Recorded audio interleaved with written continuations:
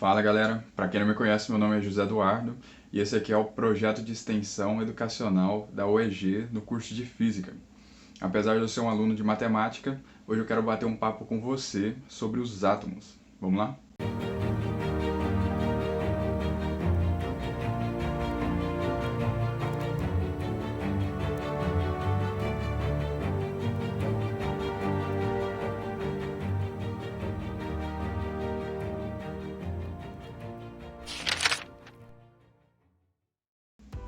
Bom, esse papo que eu quero ter com vocês nos remonta em pelo menos 5 séculos antes de Cristo, quando os gregos começaram a pensar se a matéria era contínua ou não. Algumas pessoas preocupadas em investigar a natureza observavam, por exemplo, que a rocha poderia ser dividida em pedaços menores, que por sua vez poderiam se transformar em cascalhos, ou ainda em areia ou em pó, cada vez em pedaços menores. Partindo dessa ideia, começou-se a pensar que talvez a matéria tivesse ali um pedaço mínimo, um tijolinho que não poderia ser dividido. A gente poderia dividir a matéria em pedaços cada vez menores até chegar nessa unidade que a gente poderia denominar de átomo, que não poderia ser dividido. Todavia, Aristóteles, que era um grande filósofo grego, ele não era adepto dessa hipótese atômica. Para ele, toda a matéria era constituída pela combinação de 4 elementos: ar, terra, água e fogo. E para a época, todo esse pensamento fazia sentido, e essas ideias de Aristóteles perduraram por mais de 2000 anos.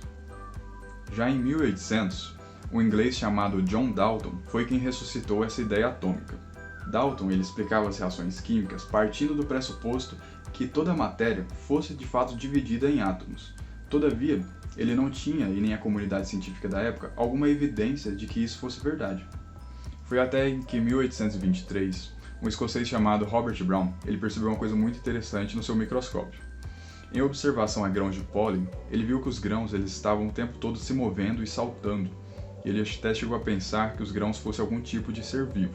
Porém, um pouco mais tarde, ele observou que esse mesmo movimento aleatório também acontecia com outras partículas que ele pegava, com outros materiais.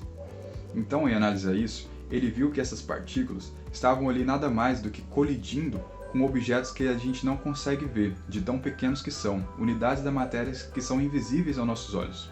E por conta disso, estavam ali fazendo esses grãos de pólen se movimentar.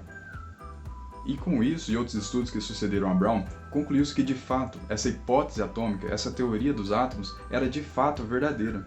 Com isso, o que a gente tem é a conclusão de que basicamente tudo que é de matéria é constituído em seu interior ali por átomos. O ar que a gente respira, os seres vivos, todos os objetos que a gente toca, tudo é feito de átomos, entendeu? É a menor parte da matéria em si. E já a partir daí, começaram a surgir hipóteses de como seriam os átomos de fato. A partir desse momento, começam a surgir os famosos modelos atômicos, que seriam basicamente teorias a respeito de como é o átomo ou de como ele se comporta. E o primeiro modelo atômico foi justamente do cara que ressuscitou esse assunto depois de tanto tempo, o John Dalton.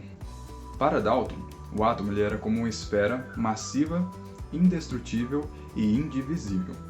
E era isso que para ele representava a menor unidade da matéria. Ele considerava que era uma esfera justamente porque essa figura geométrica é uma das mais difíceis de serem quebradas, justamente porque não possui nenhum vértice ou nenhuma aresta. Bom, e é com esse primeiro modelo atômico que eu encerro a primeira parte da nossa conversa. E aí, gostou do vídeo?